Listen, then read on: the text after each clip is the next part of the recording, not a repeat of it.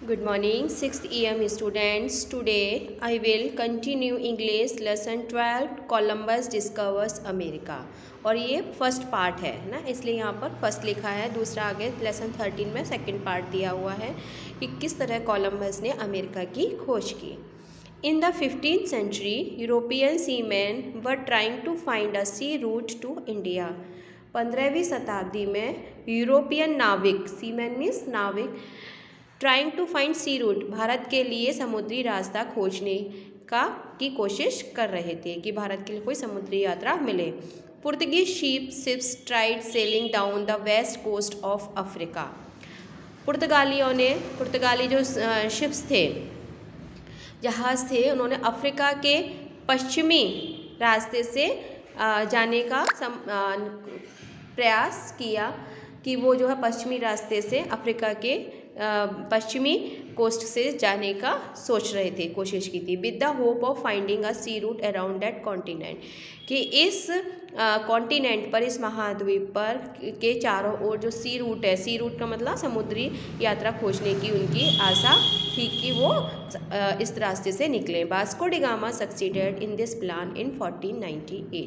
Vasco D gamma इस plan में 1498 में इस योजना में सफल हुआ। कैसे सफल हुआ देखते हैं कि earlier a Genoese sailor named Christopher Columbus. Christopher Columbus नाम का एक पश्चिमी जिनोजिस नाविक came up with a new idea, उसके माइंड में एक नया विचार आया। His plan was to sail west, उसने सोचा कि वह पश्चिम से अपनी यात्रा शुरू करेगा। If the earth was shaped like a ball, यदि जो है जब पृथ्वी, वो मानता था कि पृथ्वी गोल है, पृथ्वी की जो शेप है, आकार है, वो कैसा है, गोल है। He argued one could reach the eastern lands by sailing for far enough west. उसका ये मानना था कि अगर पश्चिम की ओर दूर तक निकला जाए तो हम कहाँ पहुँच जाएंगे, ईस्ट में पहुँच जाएंगे, क्योंकि पृथ्वी क्या है, गोल है। तो जब हम जैसे जैसे हम पश्चिम की ओर जाएंगे तो फिर क्या आ जाएगा, पूर्व आ जाएगा।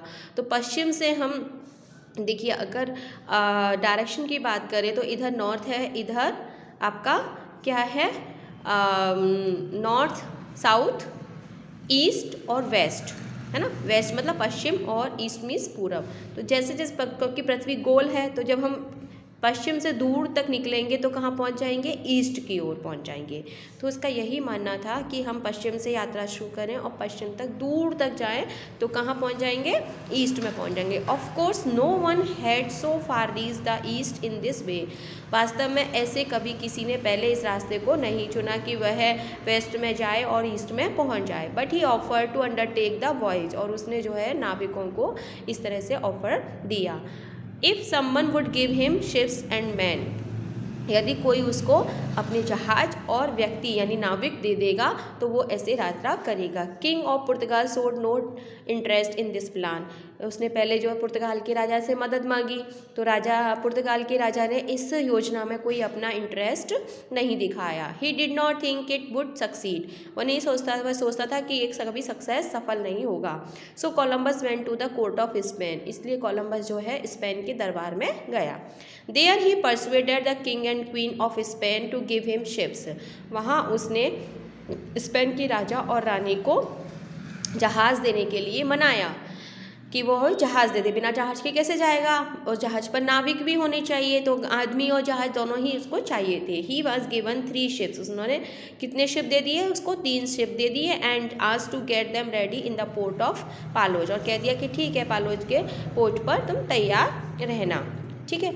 अब क्या होता है कि but when Columbus try to collect the crew, लेकिन जब उसने क्रू का मतलब नाविक को एकत्रित करने की कोशिश की, he found that he could not persuade sailors to go with him, तो उसने देखा कि वह जो है नाविकों को अपने साथ जाने के लिए तैयार नहीं कर पाया।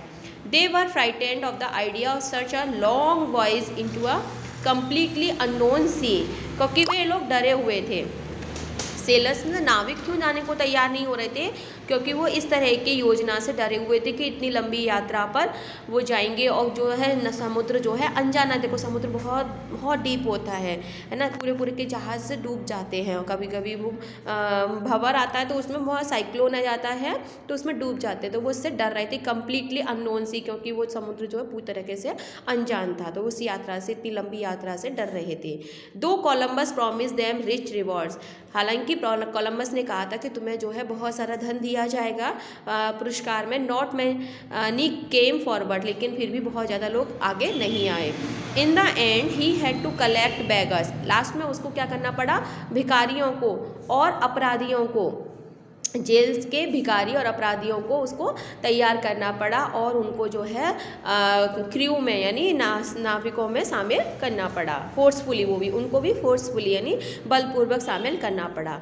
On Friday the 3rd of August 1492, 1492 की 3 अगस्त को शुक्रवार था, कोलंबस सेट सेल, कोलंबस चलने के लिए तैयार हुआ। His first destination was the Canary island, उसका जो पहला लक्ष्य था वो था कैनरी द्वीप था। For the Europeans of that time, उस समय यूरोपियन के लिए these islands were the western most point of the known world, संसार के लिए ये जो है पश्चिमी पॉइंट माना जाता था कि लास्ट ये जो पश्चिम पॉइंट है, तो कैनरी आइलैंड तक तो पहुँचे है ना, तो बियॉन्ड देम दे ले द ग्रेट अननोन ओशियन, है ना, इसके आगे जो है पूरा का पूरा ओशियन यानी पूरा समुद्र जो है उनके लिए अनजाना था। No one had explored it, कोई भी इसके आगे एक्सप्लोर नहीं गया, यानी किसी ने भी आगे के स्थान को नहीं खोजना चाहा, और sailed very far out on it, और इससे आगे कोई भी नहीं गया। In the minds of the common people these seas were filled with the all kinds of imaginary dangers, जो कॉमन पीपल हैं यानी जो सामान्य से लोग हैं उनके माइंड में ये था कि जो समुद्र है वो पूरी तरह से काल्पनिक खतरों से भरा हुआ था। Some thought that the doorway to hell, सब लोग, कुछ लोग सोचते नरक का द्वार है, lay open there. Others again thought that somewhere in these western seas the world came to an end, है ना, कुछ लोग सोचते थे कि ये जो पश्चिमी समुद्र तक जो है अब संसार खत्म हो जाता है, यानी यहाँ पर अब कोई लोग नहीं रहते, खत्म हो जाता है। तो some believe that in those waters there were huge sea snakes, कुछ लोग सोचते थे कि यहाँ पे बड़े बड़े समुद्री सांप हैं जो कि हुज बाइट वाज डेडली, जो कि काटते हैं तो सब लोग मर जाते हैं। तो सबकी अपनी अपनी धारणा थी, सब लोग खतरे को समझते थे कि यहाँ नरक का द्वार है, ये कुछ लोग सोचते थे कि दुनिया खत्म हो जाती है, कुछ लोग सोचते थे कि बहुत बड़े बड़े समुद्री सांप हैं जो काटते हैं तो लोग मर जाते हैं, यानी लोग सोचकर ही भयभीत हो जाते थे, इसलिए कोई भी लोग जाने को तैयार नहीं थे। On the way to the Canary island, Canary island के रास्ते में one of the ships the Pinta lost her rudder, तो पिंटा ने जो है अपना रडार, रडार मतलब जो जिससे पतवार कहते हैं, जिससे कि जहाज चलाया जाता है, वो खो दिया। This was perhaps no accident, ये मतलब अपने आप नहीं खोया था, but the work of some of the crew who did not want to take part in the voyage, लेकिन किसी क्रू मेंबर यानी जहाज में जो व्यक्ति थे, नाविक थे, उनकी ये शरारत थी कि उन्होंने जो वो यात्रा नहीं करना चाहता था उसने गिरा दिया पतवार को। Columbus had to stay some time at the Canary island for the ships repair, Columbus को जहाज की मरम्मत करने के लिए उस कैनरी आइलैंड पर कुछ समय के लिए रुकना पड़ा। The पिंटा was fitted with a new radar, अब पिंटा को जो है एक नया पतवार दे दी गई, फिट कर दिया गया, and then they set sail again, और उसके बाद वो दोबारा चलने लगे। From now on they were in completely unknown sea, अब जो है वो कहाँ, कम्प्लीटली अननोन सी, यानी कोई भी नहीं जानता था कि वो पूरी तरीके से अनजान समुद्र था। They sailed on and on, वो आगे की ओर बढ़ते जा रहे थे। They seem to be no end to the sea, देख रहे थे कि अब समुद्र का कोई भी अंत नहीं हो रहा है। And as the day went by, और दिन से दिन निकलते जा रहे थे। The fears among the sailors grew, अब तो और डर लगने लगा लोग नाविकों को, और डर बढ़ गया। ऑन द 8th डे, 8वें दिन, they saw 2 birds flying over the sea, उन्होंने 2 चिड़ियों को समुद्र की ऊपर उड़ते हुए देखा। This gave them the hope, इस चीज़ ने उनको एक आशा दी कि शायद लैंड वाज नियर, की भूमि जो है अब नियर है, जमीन अब पास में ही है, यानी कोई द्वीप आने वाला है। But this hope turn out to be false, लेकिन ये जो आशा थी वो थोड़ी ही देर में झूठ में बदल गई, वहाँ कोई भूमि नहीं थी। Then all of a sudden, तभी अचानक they came upon a strange kind of sea, अब तो वो दूसरे अजनबी समुद्र में आ गए थे। देखा कि एक अलग तरीके का समुद्र आया। इट्स सरफेस वाज थिक, उसका जो सरफेस था यानी सतह थी समुद्र की वो बहुत मोटी थी। किससे? क्योंकि वहाँ पे सीवीड यानी समुद्री पौधे थे। दिस सी ऑफ सीवीड, इस समुद्र के जो समुद्री पौधे थे, कॉल्ड द सारागासो सी। तो उसको हम क्या बोलते थे? उस सी को हम बोलते थे सरगासो सी। उस समुद्र का नाम क्या था? Sargasso sea. Covers an area 7 times the extent of France. इतना एरिया था कि अगर हम फ्रांस की बात करें तो 7 टाइम्स यानी 7 फ्रांस बन जाएंगे। सीइंग इट, यह देखकर द सेलर्स वर टेरिफाइड, तो जो नाविक थे वो भयभीत हो गए। But when they so that the ships cut their way through this seaweed easily, तो लेकिन जब उन्होंने ये देखा कि जो जहाज़ है उन समुद्री पौधों को आसानी से काट ले रहा है, तो दे टुक हर्ट अगेन, तब उन्हें थोड़ी सी शांति मिली। But soon something happened which caused even greater terror, लेकिन तभी उन्होंने कुछ ऐसा देखा जिससे कि उनको और ज़्यादा भय हो गया। The needle of the compass, देखिए जो कोई भी चीज़ है, जैसे समुद्र में हम चलते हैं तो वहाँ पर एक कंपास चलता है, कंपास होता है जहाज पर, उसकी जो नीडल है वो हमें बताती कि हम किस तरफ चल रहे हैं। तो विच शुड पॉइंट नॉर्थ, वो हमें क्या दिखा रही थी? नॉर्थ का पॉइंट दिखा रही थी। हम किधर जा रहे थे? हम वेस्ट की तरफ जा रहे थे, लेकिन वो कौन सा पॉइंट दिखा रही थी? वो नॉर्थ का पॉइंट दिखा रही थी। नॉर्थ किधर? इधर। और वेस्ट किधर है? इधर। हम वेस्ट की तरफ चल रहे थे यानी हमें इधर जाना था, वो किधर दिखाई? नॉर्थ की तरफ। बस नाउ पॉइंटिंग नॉर्थ वेस्ट, और वो क्या दिखा रहा था कि ये नॉर्थ वेस्ट में था। व्हेन दिस वाज ऑब्जर्व्ड, जब ये देखा गया, the crew demanded that the ships should immediately turn back home, तो जो नाविक थे उन्होंने कहा, ये मांग रखी कि अब तो जो है शिप को वापस घर की ओर ले चलो। Columbus however would not agree, Columbus फिर भी राजी नहीं हुआ। फॉर हिम, इसके लिए to sail back now was unthinkable, क्योंकि अगर हम जो है शिप को बाहर वापस ले जाएंगे तो ये आसानियाँ नहीं, मतलब इसने ऐसा नहीं सोचा था। It would mean the ruin of his life and Fortune, ये उसके जीवन और भाग्य को नष्ट कर देगा अगर वो ऐसा सोचेगा, क्योंकि उसे सोचा था कि वो तो जो है खोज कर ही रहेगा। He was determined to succeed, उसने निश्चय कर लिया था कि वो तो सफल ही होगा। And go on till the end, और लास्ट तक जाएगा।